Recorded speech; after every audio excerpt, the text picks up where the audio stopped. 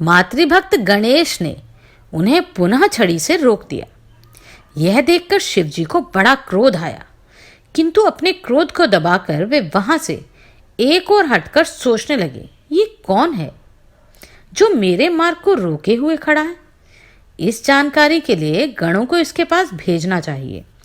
उन्होंने गणों को आज्ञा दी, तुम लोग उस बालक से पूछो कि वह कौन है, कब, कहां से आ गया, किसके आदेश से द्वार रक्षक के रूप में खड़ा है। शिवगणों ने पार्वती पुत्र के पास जाकर वही प्रश्न दोहरा दिया। साथ ही बोले, देखने में तुम बहुत ही सुंदर और कोमल शरीर के बालक हो। बड़ों की आज्ञा मानने में ही बालक का कल्याण निहित है, अतः यहां से तुरंत चले जाओ। पार्वती नंदन ने भी वही प्रश्न किया, तुम लोग कौन हो, कहां से आए हो, मुझे अकारण ही छेड़ने का प्रयोजन क्या है?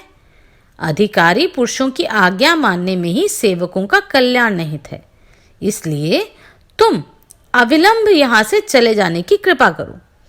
गणपति की बात सुनकर शिवगणों को हंसी आ गई। बोले, तुम बड़े विचित्र जीव हो, हमने जो कहा वही तुमने कह दिया। फिर कुछ कठोर होकर बोले, तुम्हारा भला इसी में है कि यहां से अन्यत्र चले जाओ। पार्वतीपति भगवान शंकर की यही आज्ञा है।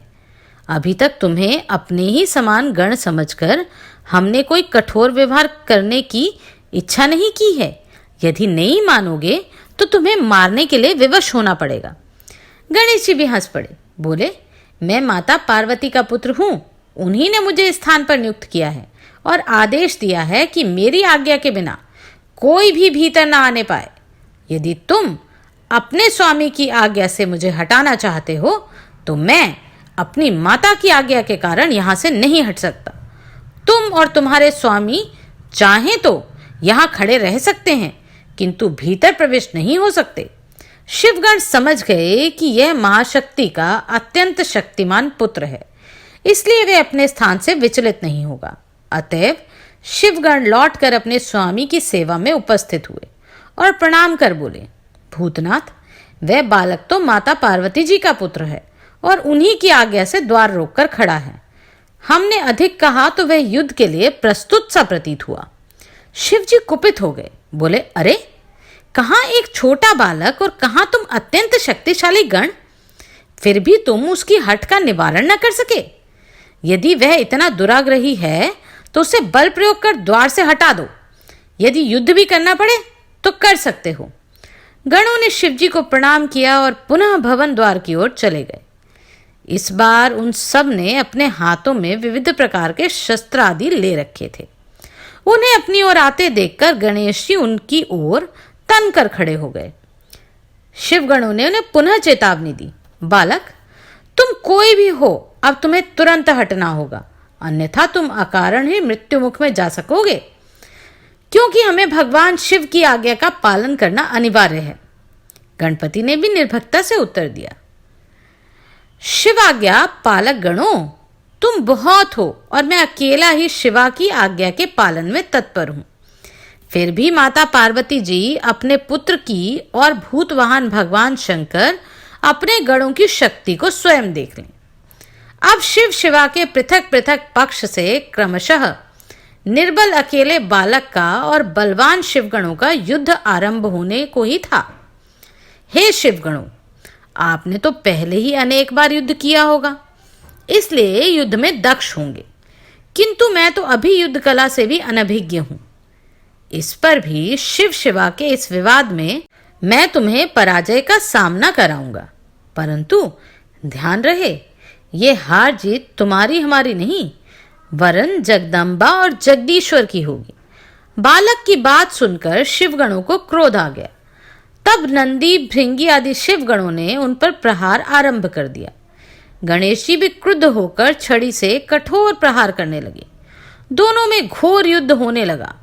एक ओर अकेले बाल गणेश, दूसरी ओर अनेकों दुर्धर्ष वीर शिवगण। किंतु कुछ देर में ही शिवगण व्याकुल हो उठे। महाशक्ति के शक्तिमान पुत्र इस समय बहुत भयंकर हो उठे।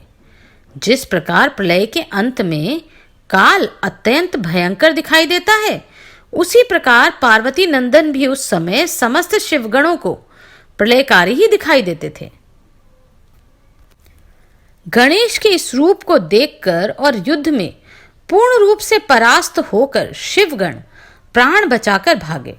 उधर पार्वती वल्लभ अपने स्थान पर बैठे हुए ही सब कुछ देख रहे थे। तभी देवऋषि नारद से शिवापुत्र और शिवगणों के युद्ध का समाचार पाकर ब्रह्मा विष्णु आदि देवता वहां आकर शिवजी की स्तुति करते हुए बोले, भूतवाहन भूतनाथ, इस समय ये कौन सी लीला चल रही है? यदि हमारे करने योग्य कोई कार्य हो तो आज्ञा दीजिए। शिवजी बोले, क्या कहूं? मेरे भवन के द्वार पर छड़ी हाथ में लिए एक बालक मार्ग रोके हुए स्थित है। वह मुझे घर में नहीं घुसने देता। उसके प्रहारों से पीड़ित हुए मेरे सभी पार्षद और गण वहां से भाग खड़े हुए।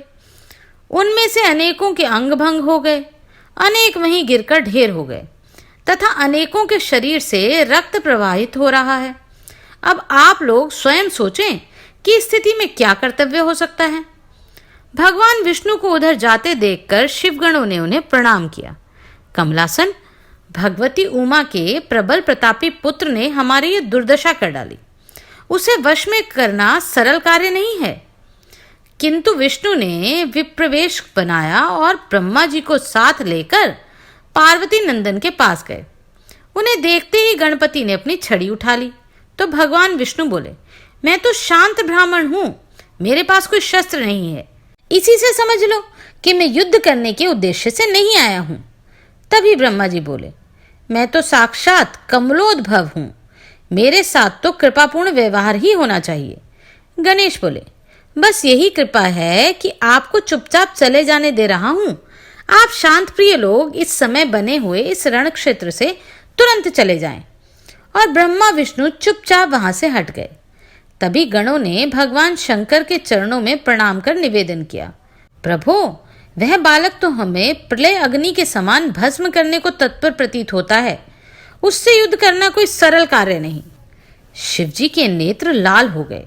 उन्होंने इंद्र आदि देवताओं और षडानन आदि प्रमुख गणों तथा भूत प्रेत पिशाच को बुलाकर क्रोधपूर्वक आज्ञा दी, जैसे भी हो उस बालक को वश में करो। मेरे ही घर के द्वार पर बैठकर वह बालक मुझ पर ही शासन करे, यह कैसे सहन हो सकता है? शिवजी का आदेश मिलते ही समस्त देवता, वीरवर, कार्तिकेय, सभी शिवगण और भूत प्रेत पिशाच आदि भिन्न प्रकार के तीक्ष्ण शस्त्रार्थ हाथों में लिए पार्वती नंदन के पास जाकर उन्हें घेर कर खड़े हो गए। उनके चारों ओर दुर्धर्ष, दिव्यकर्मा, देवगण और अन्यान्य पराक्रमी वीर खड़े हो गए।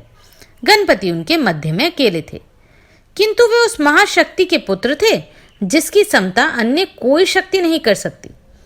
चारों ओर एक साथ होने वाले प्रहार से भी वे विचलित नहीं हुए। उन्होंने शत्रुओं के सभी प्रहारों को देखते देखते निष्फल कर दिया। कोई भी आयुध उनका कुछ भी बिगाड़ने में सफल नहीं हुआ। महावीर गणपति ने सभी देवताओं, शिवगणों, भूत प्रेत पिशाचों को अपने प्रहारों से पीछे हटा दिया और सभी को विह्वल कर दिया। समस्त शत्रु सेना भाग खड़ी हुई। उनकी वही दशा हुई जो पहले भेजे हुए शिवगणों की हुई थी।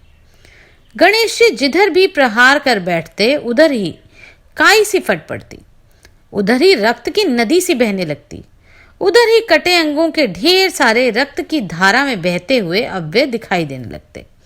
देवराज इंद्र का वज्र व्यर्थ हो गया।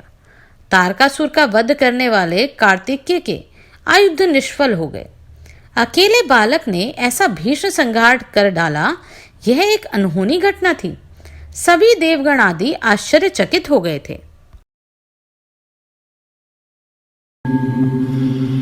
ओ